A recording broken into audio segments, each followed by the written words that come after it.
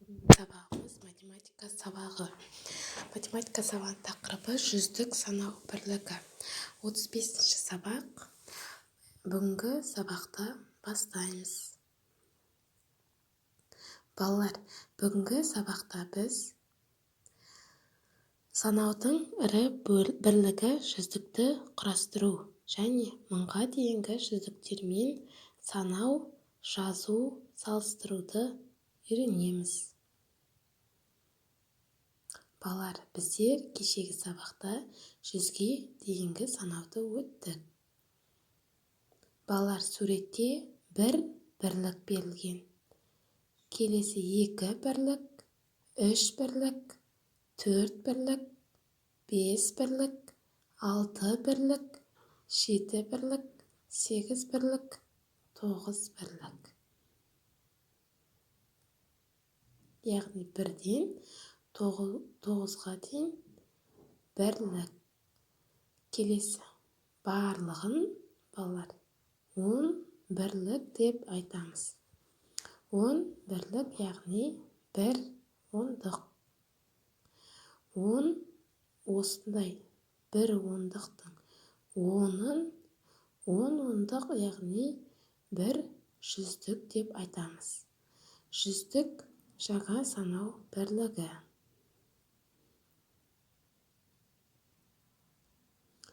Бірліктер 1, 2, 3, 4, 5, 6, 7, 8, 9. Ал ондықтар 10, 20, 30, 40, 50, 60, 70, 80, 90.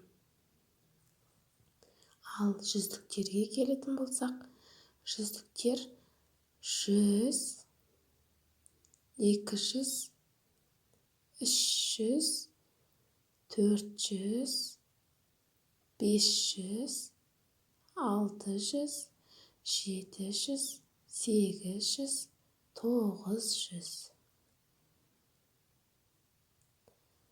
Яғни 100-ден 900-ге дейін жүздіктер екен.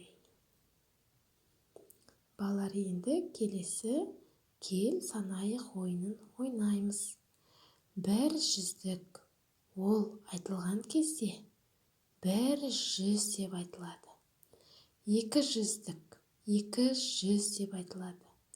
3 жүздік 300, 4 жүздік 400, 5 жүздік 500, 6 жүздік 600, 7 жүздік 700, 8 жүздік 800, 9 жүздік 900, 10 жүздік 1000. 10 жүздік 1000 деп айтылады екен. Балалар, кітаптағы 2-ші тапсырманы қараймыз. Жүздіктерді өсу ретімен ата. Қандай жүздік жетіспейді? 900, 300, 200, 400, 100, 600, 700, 500 берілген. Бұл жерде 800 деген жүздік жетіспейді.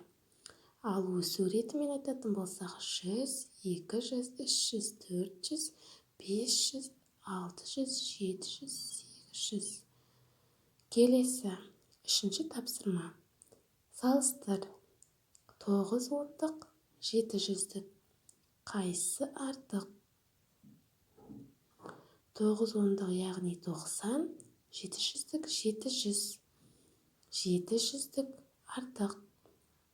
Келесі 100 және 200.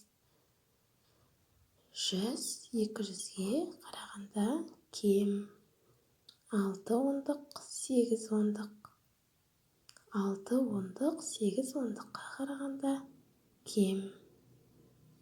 Келесі 800, 5 ондық. 700, 80, 900, 500-дік өз бетімізбен салыстырамыз.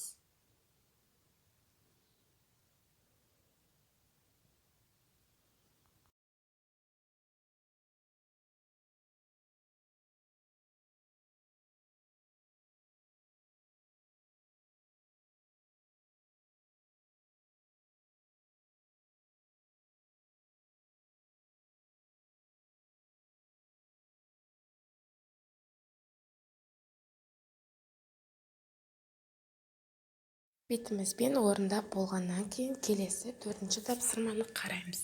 Төртінші тапсырма: әр есепке сызба таңда, оларды шығар. Кітапханада бір күнде жануарлар туралы 17 кітапқа, ал одан 9-ы артық ертегілер кітабына тапсырыс берілді. Неше ертегілер кітабына тапсырыс берілді? Оқушылар, енді осы жерде бізде жануарлар туралы 17 кітап екені белгілі, және одан артық 9-ы артық ертегілер кітабы екені белгілі. Сондықтан біз екінші сызбаны таңдаймыз. Бірінші бағанға жануарлар 17 кітап, одан кейін ертегілер кітабы белгісіз, бірақ 9-ы артық екені белгілі. Дәл осылай балалар есепті берілгенін жазып, одан кейін шешуін жазамыз. 17 қосу 9 тең 26 саны шығады. Жауабы 26 ертегілер кітабына тапсырыс берілді. Енді балалар осыдан кейінгі қалған екі есепті өз бетімізбен шығарамыз, және 5-ші есепті өз бетімізбен орындаймыз.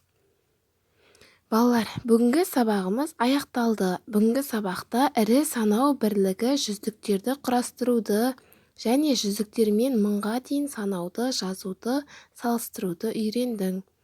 Егер де барлығын түсінген болсаңдар, барлығын түсіндім деп жазамыз. Ал әлі де көмек керек болса, көмек керек деп жазамыз. Ал түсініксіз болса, түсініксіз болды деп жазамыз. Тапсырмаларды өз бетімізбен орындаймыз.